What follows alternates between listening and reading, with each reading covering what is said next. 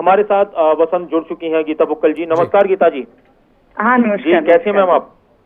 बस बढ़िया। काफी मेहनत किया आप लोगों ने आदमपुर में, कैसा रहा माहौल? है पक्ष में या? क्योंकि बीजेपी का तो कहना है कि इस बार आदमपुर में सत्ता के सहयोग से विकास होगा। देखिए, बीजेपी की सरकार तो पिछले टर्म में भी थी, इस बार भी थी। आदमपुर में जाकर हमें बड़ी हैरानी हुई कि वहाँ का किसान भी दुखी है, वहाँ के बच्चे भी दुखी थे, और कोई भी बीजेपी ऐसा श्वेत पत्र जारी करके ये बता नहीं पाए कि बीजेपी की सरकार के दौरान उन्होंने आदमपुर की जनता को क्या तोहफे दिए।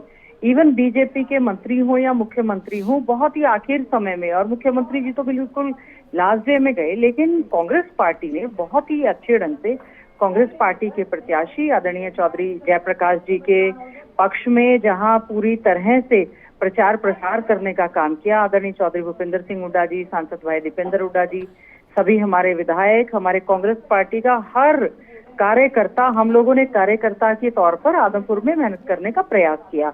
और वहां पर ये बात समझ में आई कि कुलदीप बिश्नोई जी ने जो बचकाना हरकत करते हुए आदमपुर की जनता के ऊपर ये जो उपचुनाव थोपा, इससे जनता बहुत ज्यादा दुखी थी, और बार बार उनका दल बदलना। कुलदीप बिश्नोई तो ये कह रहे थे कि जब मैंने इस्तीफा दिया तो मुझसे लोगों ने कहा कि कुलदीप बिश्नोई आपने जिंदगी में सबसे अच्छा फैसला यही किया है अभी कि आपने इस्तीफा दिया और चुनाव लड़कर अब आदमपुर का विकास होने जा रहा है।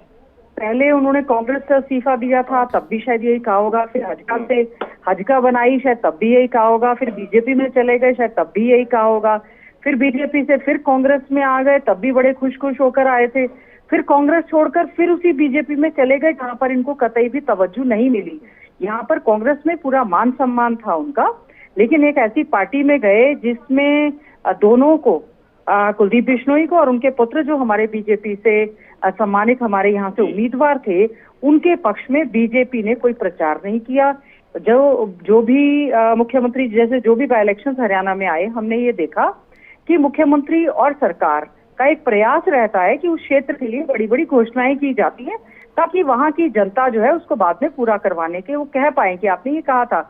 यहाँ पर उल्टा हुआ। यहाँ पर मुख्यमंत्री जी केवल मात्र लास्ट दिन आए और प्रत्याशी का नाम भी सही से नहीं ले पा रहे हैं। लेकिन उन्होंने कहा कि भव्य का हाथ मुझे दे दीजिए और मैं, फिर मेरा काम है आदमपुर से फिर एक और भव्य का तो हाथ ही था, वो तो कांग्रेस पार्टी में ही थे, और ये तो किसी भी दबाव में मान लीजिए वो चले गए हैं। और आदमपुर की तो स्थिति ये थी कि इंडियन नेशनल लोकदल के पास देने के लिए कोई उम्मीदवार नहीं था, उन्होंने कांग्रेस से लिया।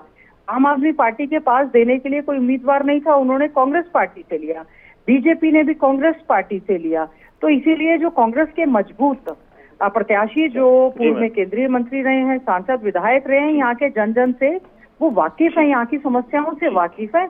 मैं समझती हूँ आदमपुर की जनता को ये लग रहा है, खासतौर से आम जनमानस, गरीब, दलित, मजदूर, जो ऐसा कमीरा वर्ग जो वहां पर था, उन्होंने ये कहा कि हम लगातार किसान आंदोलन के दौरान बैठे रहे, हमारी कोई सुध नहीं ली। तो मैं समझती हूँ आदमपुर की जनता ने बहुत ही शांतिपूर्ण ढंग से मतदान किया है, और हमें पूरी उम्मीद है कि पूरी तरह से मन जो बना हुआ था कि एक एक वोट कांग्रेस पार्टी को पड़ेगा, वो कांग्रेस पार्टी को पड़ा है। और आदरणीय चौधरी भूपेंद्र सिंह हुड्डा जी के नेतृत्व को मैं समझती हूँ आदमपुर की जनता ने भी स्वीकार करने का काम किया। बहुत बहुत शुक्रिया गीता जी, खबर अभी तक के साथ जुड़ने के लिए।